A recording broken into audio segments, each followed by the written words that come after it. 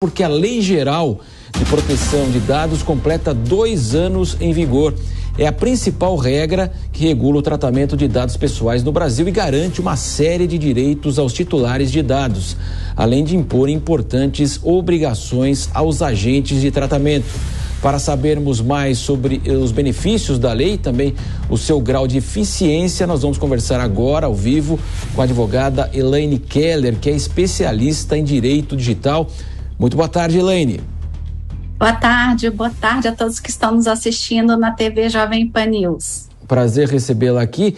O que você pode falar, um balanço? De fato, aí nós tivemos muitos vazamentos de dados, uma grande preocupação, evidentemente, para quem hoje tem aí justamente seus dados vazados. A gente sabe dos crimes cibernéticos, todas essas implicações também. Exato. O grande desafio hoje é, uma vez que você tenha algum problema com os seus dados pessoais que foram eventualmente vazados, você já não consegue mais saber de onde eles foram vazados, né? Porque a gente teve tanto incidente, né, com violação de dados pessoais, tantas empresas incorreram nessa violação nos últimos anos no Brasil, que a gente já não consegue mais responsabilizar um ou outro ente, porque a gente já não sabe mais da onde vazaram os dados, né, que supostamente possam causar algum tipo de dano ao titular de dados. Então, é importante que as pessoas acabem, elas mesmas se precavendo, né?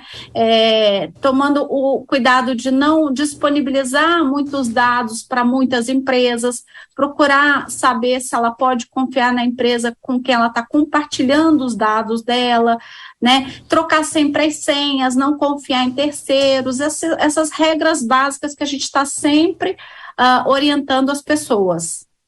Fabiana Barroso, Elaine Keller está conosco. A sua pergunta, Fabiana. Boa tarde, doutora Elaine, um prazer recebê-la.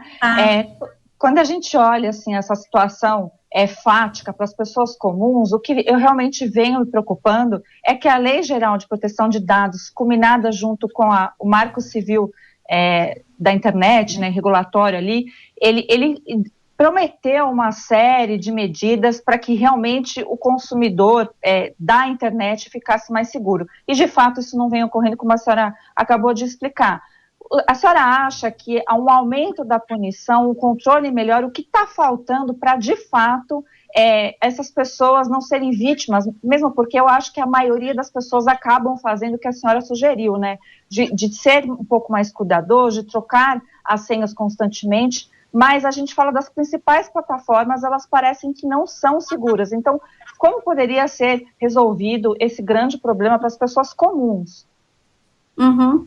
Veja, a gente tem um país de dimensões continentais, o Brasil é um país muito grande, e a Autoridade Nacional de Proteção de Dados, que é a entidade que foi criada para cuidar, fiscalizar e gerar as punições administrativas com relação a essa violação de dados, ela não tem capilaridade suficiente no Brasil inteiro para poder fazer esse tipo de trabalho. E tem tão pouco orçamento, né? Ela tem um orçamento muito enxuto.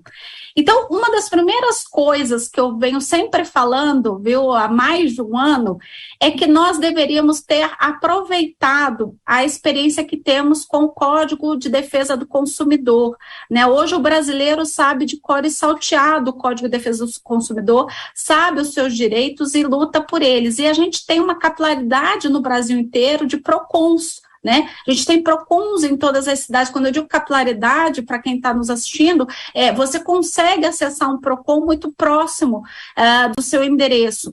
Então, seria interessante que houvesse aí um convênio da Autoridade Nacional de Proteção de Dados com esses órgãos de defesa do consumidor, para que ela possa estar mais próximo do cidadão e possa ajudar orientando, educando e até fiscalizando mais na ponta. Quer dizer, você teve algum problema, você abre uma reclamação ali no PROCON mais próximo da sua casa, da sua cidade, e o PROCON, em apoio à Autoridade Nacional de Proteção de Dados, faz todo esse trabalho de fiscalização e de até punição, né? Então, eu entendo que esse seria um caminho. Um outro caminho é que, lamentavelmente, a gente não teve uma campanha ampla em todo o Brasil para as pessoas entenderem exatamente o que é a Lei Geral de Proteção de Dados, os benefícios que ela traz para o cidadão, né? As pessoas só sabem mais ou menos o que é a lei por conta daquelas políticas de cookie que você vê no site, e muitas acham, inclusive, que a lei só se aplica no âmbito da internet, o que não é verdade. Também se aplica no meio físico, ou seja, na nossa vida real. Então, seria muito importante que a autoridade fizesse um trabalho mais ativo de educação e de convênio aí com os PROCONs, com as entidades de consumo, para que ele ganhe dimensão territorial em todo o Brasil e possa apoiar o cidadão lá na ponta. Elaine, também há um complicador, né? Porque a gente sabe que no Brasil tem um velho hábito da grande maioria, inclusive, de assinar aquilo que não leu, né, totalmente, de uma maneira adequada. E hoje também na questão dos aplicativos, essas questões que envolvem a internet, então surge aquela opção, olha, você clica aqui, está ciente, e a pessoa naquela hora, com pressa sempre, vai lá, clica, e depois não tem conhecimento do que está assinando, do que está clicando, dando a sua concordância, né? Exatamente. A internet é imediatista, né? Só que eu sempre digo para as pessoas, a gente tem que tomar cuidado porque o mundo virtual, ele desmaterializou as coisas, ou seja, é tudo virtual, inclusive nós. Nós não estamos de corpo presente na internet. Nós nos personificamos na internet através dos nossos dados.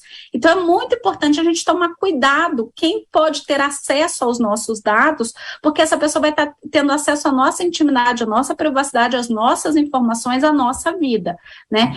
E mais importante é que as empresas também comecem a adotar essas políticas de ciência com informações mais claras e mais diretas para o consumidor, né? Geralmente tem ali, você está ciente, mas você tem que clicar para ter acesso à política, ou seja, muitas vezes as pessoas não estão com tempo de fazer isso, né? Então, é tão simples você colocar um texto bem sucinto, onde você dê transparência ali para o teu interlocutor, para o teu cliente, né? Isso passa pela transparência das empresas e pela reputação delas, né? A gente cobra aí, mais fiscalização e mais empenho do governo, mas a gente também precisa entender que a gente não pode atender a uma lei, a um dispositivo legal, só com medo de ser multado ou ser fiscalizado. A gente tem que fazer isso por uma questão de reputação mesmo da marca, do nome da nossa empresa, que a gente quer ter sempre bem pautada aí com o público que a gente quer atingir no mercado, né? Fabiana? E o que a gente observa, inclusive, quando faz aceitação, principalmente nos aplicativos, é que se dá permissão de localização e outras coisas, e talvez realmente, concordo, que fosse bastante necessária informação de quanto é prejudicial para a nossa vida comum. Afinal, a gente mora ainda num país extremamente violento e tem tudo a ver. Quando a gente compartilha os dados, as pessoas, a gente não sabe quem estão do outro lado, pode ser por empresas ou pessoas individuais, mas o quanto isso é prejudicial. Então, eu gostei demais dessa sua proposta de fazer convênios com o PROCON e setores da sociedade, acho interessantíssimo, seria uma saída viável, e penso aí que, a nível de informação, a gente precisa sempre salientar que é preciso realmente procurar nossos direitos. Então, eu gostaria somente que a senhora enfatizasse essa parte de quanto pode ser prejudicial quando a gente acaba fornecendo os nossos dados até de forma, dando ok para que sim, a gente está concordando o aceite, a gente está dando o aceite. Sim, a gente tem que entender, né, que não aquele velho ditado, não existe almoço grátis, né? Então, quando alguém, principalmente no âmbito da internet, pede que você preencha um cadastro, que vai te dar algum desconto ou vai te dar algum brinde, entenda que, na verdade, ela não está te fazendo nenhum benefício, ela está tomando os seus dados para, com eles, fazer algum tipo de publicidade, vender esses dados no mercado.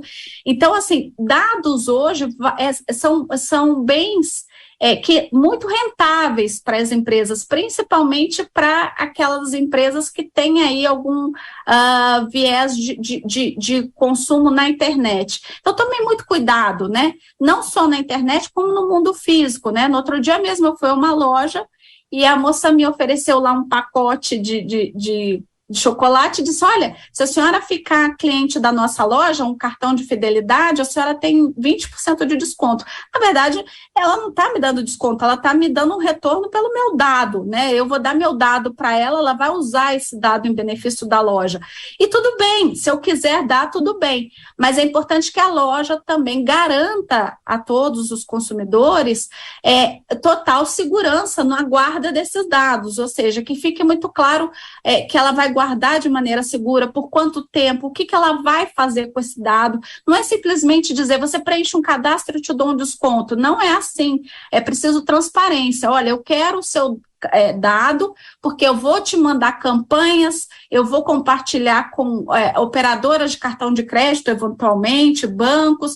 Ela precisa dizer o que ela vai fazer com o dado. Essa transparência é que é fundamental e essa transparência que a gente tem que começar a exigir das empresas. A senhora falava há pouco, né, desses convênios com os PROCONs, que pode, evidentemente, esses convênios podem aí aproximar mesmo as reclamações com as entidades que fizeram, o cidadão. E o Brasil, de fato, aí chega a um absurdo. Nós, até pouco tempo atrás, se a pessoa quisesse tirar um RG em cada estado, 26 estados, mais o Distrito Federal, ela conseguia. Então a gente também percebe que hoje o país não conta com um grande banco de dados que possa até separar o criminoso do cidadão, aquele que também foi furtado e roubado e tem tantos problemas depois também em relação aos documentos.